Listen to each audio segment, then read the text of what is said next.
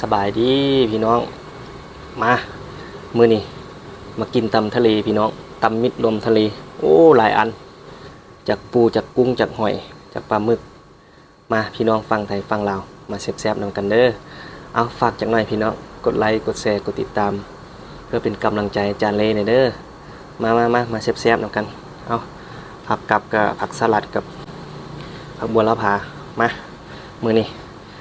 จัดจ้านโลดปลาหมึก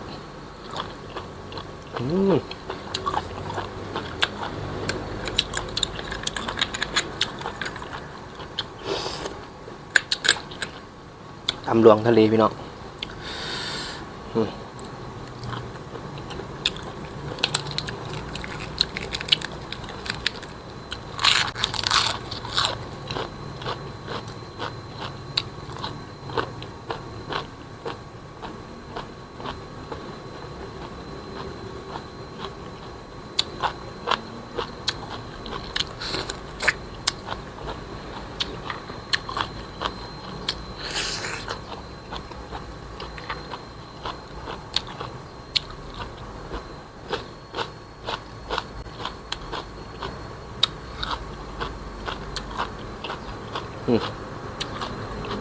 กุ้งเด้งๆ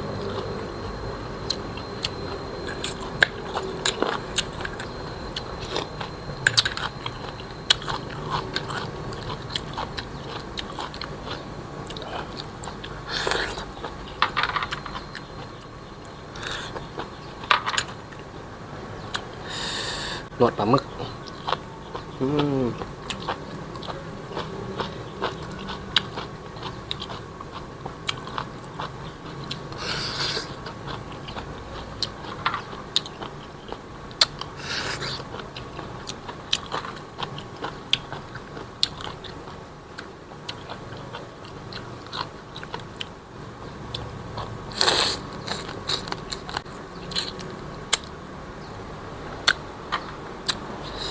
ปูม้าหวานขนาดพี่น้องได้มาสดๆ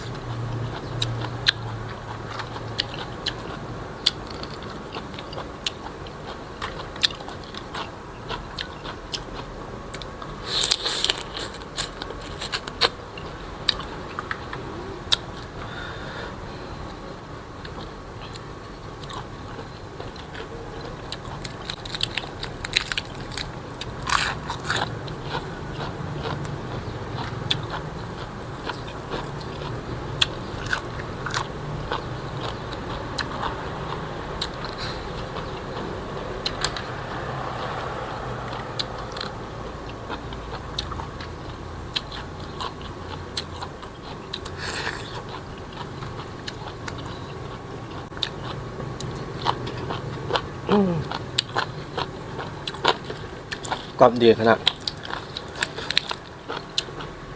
ไปลวกแล้วไปนอกน้ำแข็งพี่น้องมันจึงกรอบ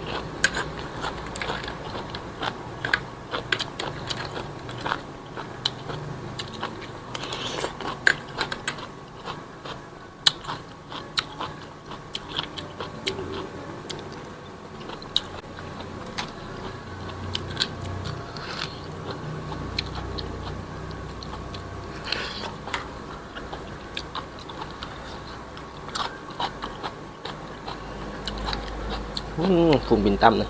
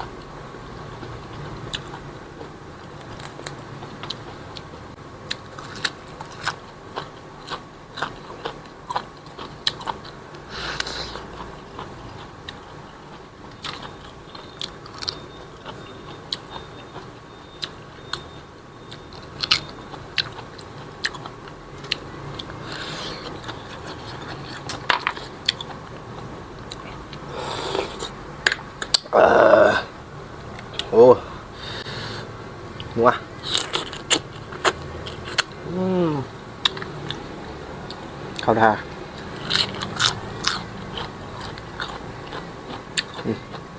กึกๆเลย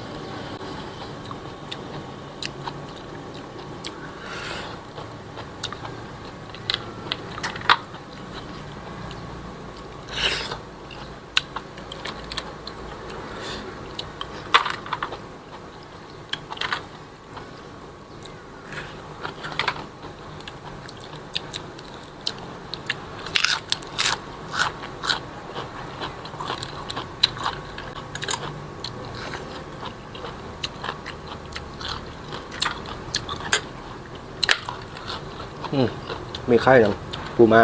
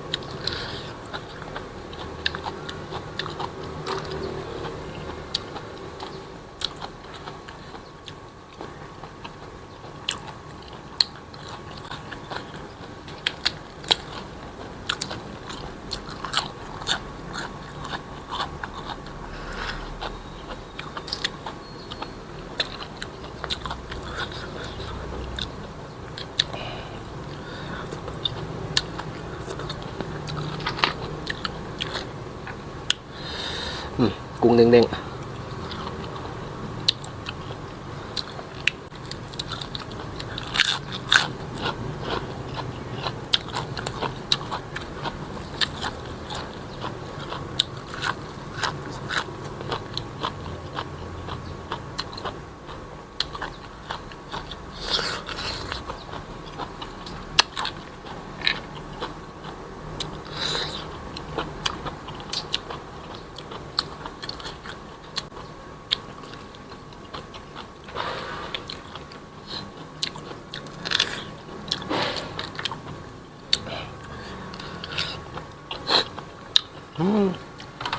พุ่งเป็นตั้มนี่จังแม่นดังดี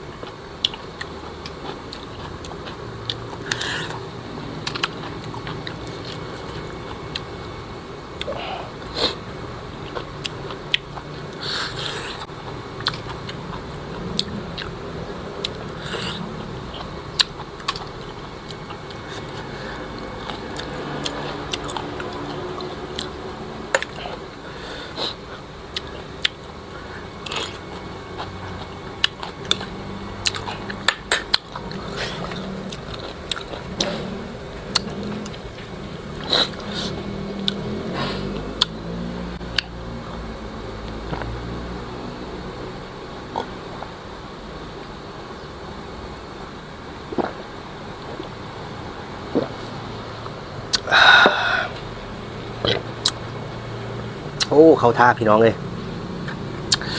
ตำรวมทะเลโอ้เผ็ดจัดขนาดเข้ากันอำล้ำนำปลาแดกนัวๆฮักชุดพี่น้องเอาขอบใจพี่น้องที่ติดตามรับชมแต่ต้นจนจบเนาะฝากกดไลค์กดแชร์กดติดตามจันเลเพื่อเป็นกำลังใจในเด้อพี่น้องเด้อเดี๋ยวคลิปหน้าพอกันใหม่ขอบใจ